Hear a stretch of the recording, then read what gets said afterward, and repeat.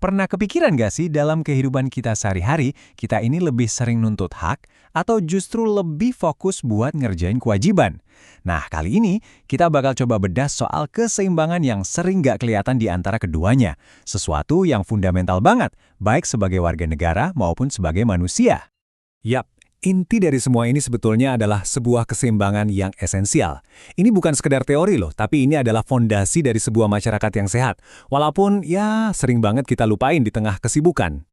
Ini kedengarannya simple ya, tapi coba deh pikirin lagi. Mulai dari alam sampai hubungan antar manusia, semua hal yang berjalan baik itu pasti punya satu kesamaan, keseimbangan.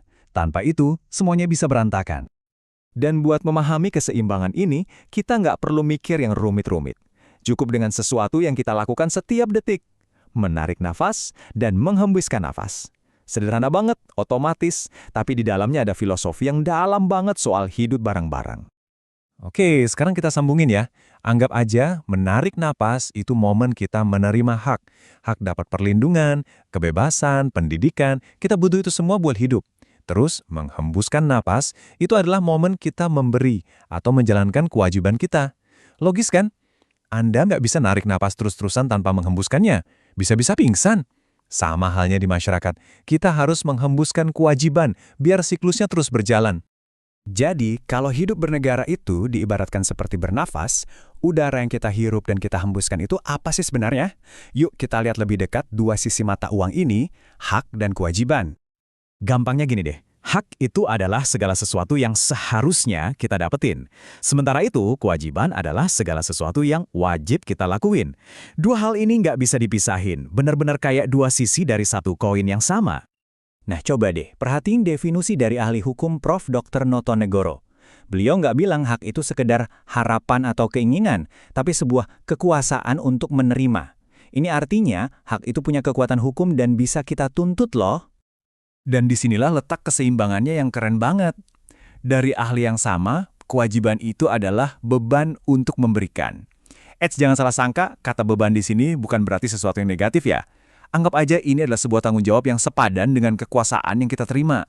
Jadi, ada kekuasaan menerima, ada juga tanggung jawab untuk memberi. Pas kan? Tentu saja, fondasi dari semua hak yang kita omongin ini adalah hak asasi manusia atau HAM. Ini adalah hak-hak paling dasar yang udah nempel di diri kita sejak kita lahir. Ini adalah anugerah Tuhan yang nggak bisa dicabut oleh siapapun. Nah, hak-hak inilah yang kemudian dijamin dan diatur lebih rinci dalam konstitusi sebuah negara. Biar keseimbangan ini nggak cuma jadi wacana, negara menuliskannya ke dalam hukum tertinggi, yaitu konstitusi. Kita lihat contoh konkretnya dari UUD 1945 di Indonesia yang jadi aturan main kita bersama. Oke, kita ambil contoh hak yang paling mendasar. Hak yang kalau nggak ada, hak-hak lainnya jadi nggak ada artinya. Apa itu? Tentu saja, hak untuk hidup. Dan ini dia jaminannya, tertulis jelas banget di pasal 28A. Negara secara hukum menegaskan kalau kita semua berhak untuk hidup dan mempertahankan hidup. Inilah tarikan napas pertama dan paling krusial yang dijamin oleh negara. Tapi, ingat, kita nggak bisa cuma narik napas doang. Supaya hak semua orang untuk hidup ini bisa terwujud, ada kewajiban yang nempel di situ.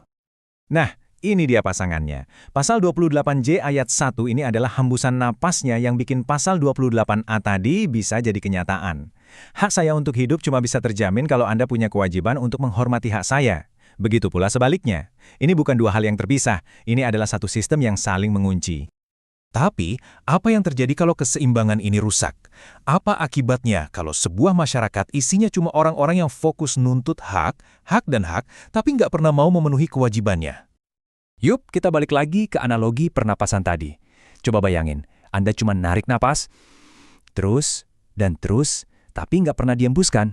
Apa yang terjadi? Bukannya jadi kuat, malah sesak kan?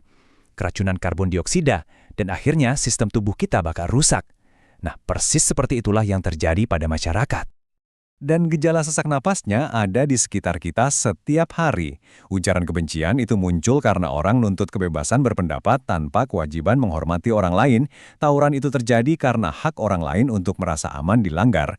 Nerobos lampu merah, buang sampah sembarangan, ini semua bukan masalah sepele. Ini adalah gejala-gejala masyarakat yang lagi sesak napas.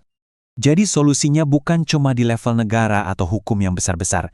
Solusinya dimulai dari kita, dari hal-hal kecil yang kita lakukan setiap hari.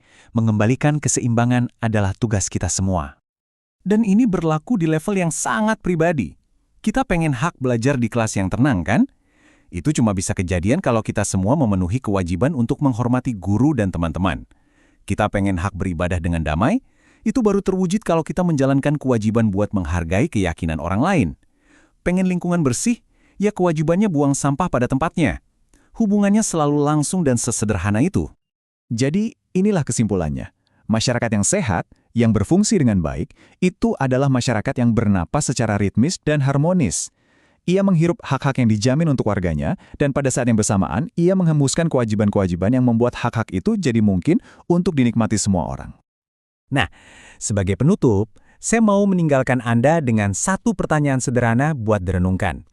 Dalam semua tindakan Anda hari ini, dalam setiap interaksi Anda, coba tanyakan ke diri sendiri, apakah tarikan dan hembusan napas saya hari ini sudah seimbang?